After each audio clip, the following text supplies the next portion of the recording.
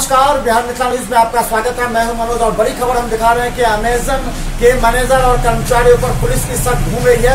वहीं पुलिस हत्या के मामले में 3 अलग अलग टीम बनाकर कई जगह छापेमारी कर रही है। तो दूसरी तरफ पप्पू यादव हमेशा की तरह एक बार फिर दरभंगा पहुंचे हैं। पप्पू यादव जब भी दरभंगा में हत्या होता है तभी नजर आते हैं, आकर के परिजनों से मिलते हैं, सरकार के खिलाफ बोलते हैं और प्रशासन पर आरोप लगाते हैं। लेकिन उसके बाद फिर पप्पू यादव गायब हो जाते हैं। फिर पप्पू यादव तब आते हैं जब कोई दरभंगा में बड़ी घटना होती है। क्या याद कीजिए, अभी डीएमसीएच में दुकानदारों के साथ मारपीट और जनी हुई थी, पप्पू यादव पहुंचे थे। इससे पहले हत्या हुई थी तो पप्पू यादव पहुंचे थे। आज इस मामले को लेकर के हत्या पर पप्पू यादव पहुंचे हैं। पप्पू यादव का आखिर उद्देश्य क्या है तो चले, लेकिन पप्पू यादव अगर आज पहुंचे हैं पीड़ित परिवार से मिलकर तो आश्वासन तो अवश्य दिया है, लेकिन क्या पप्पू यादव इसे लेकर के पटना में कोई धरना प्रदर्शन बड़ा काम करेंगे पीड़ित परिवार को न्याय दिलाने के लिए, नौकरी दिलाने के लिए, या फिर पीड़ित परिवार जो अपराधी हैं उसकी गिरफ्तारी के लिए पटना में धरना प्रदर्शन करेंगे, या पीड़ित परिवार से मिलकर एक फोन करके वापस लौट जाएंगे। पप्पू यादव कार्य तो अच्छा करते हैं, लेकिन पप्पू यादव का उद्देश्य क्या है ये नहीं समझ पा रहे, क्योंकि पप्पू यादव के यहाँ आने से, दबदबा देने से कोई बड़ा काम होता नहीं है। लेकिन देखिए, तब पप्पू यादव मिलने के बाद, परिजन से मिलने के बाद फिर पुरानी बात ही कहते हैं, सरकार पर आरोप लगाते हैं, बिहार में लॉ एंड ऑर्डर नहीं है और अपराधी बेलगाम घूम रहे हैं। देखिए क्या कहते हैं पप्पू यादव। आपको हमको मारना पड़ेगा, सांस जब तक रहेगी मेरे निर्णय पीछे नहीं होते। आदमी कौन है, पूरी दुनिया पप्पू यादव के विरोध हो जाए, मेरी आइडियोलॉजी चेंज नहीं होती, मैं कोई फर्क नहीं पड़ता और ना मैं डरता हूं किसी से। इस घटना में मैं इस परिवार को 25 लाख रुपया अविलंब बैंक से मांग करता हूं, इसकी मुआवजा,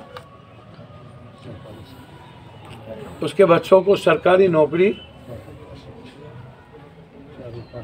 72 घंटे के अंदर अपराधी की गिरफ्तारी, 3 महीने के अंदर स्पीडी ट्रायल करके उसका शोषण, उसका सजा, फांसी की सजा।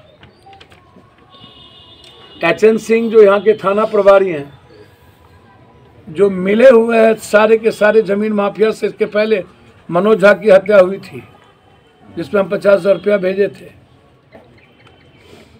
और लोग की उस वक्त भी वो डॉक्टर के पक्ष में बात कर रहा था।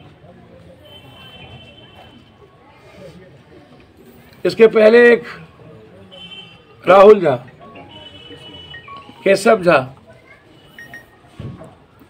और आज जटाशंकर झा चौधरी, बगल में पान वाले को डैगर मार दिया कह के, मात्र वो भी चौधरी था,